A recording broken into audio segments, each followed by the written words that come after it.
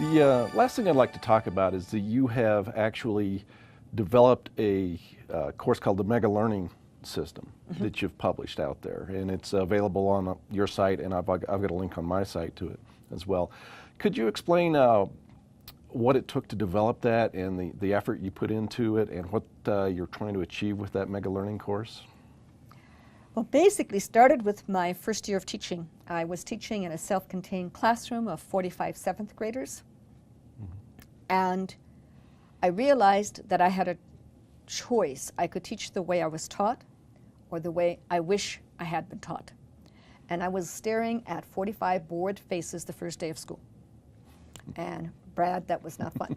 I thought, I love learning. I don't like boredom. How can I make learning fun for these students?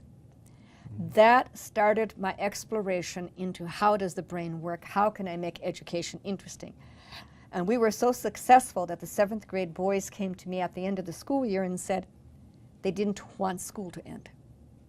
None of us wanted school to end that year. And I continued doing that during my junior high and high school teaching years. Then as I started developing the music method, it was the same concept. How do I get into the genius mind? That's what Mega Learning is all about. What shuts the genius mind?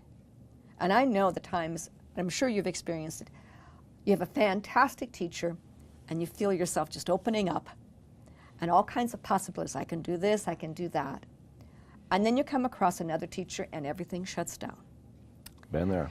And my whole thing with Mega Learning is, how can I do this in a classroom? How can I do this for myself? How can parents do it for their children? How do we provide that environment? And then I took that whole concept with all my years of classroom teaching and all the other experimentations I have done and applied those same concepts to music and developed this whole thing. So basically it's moving into our potential, Brett.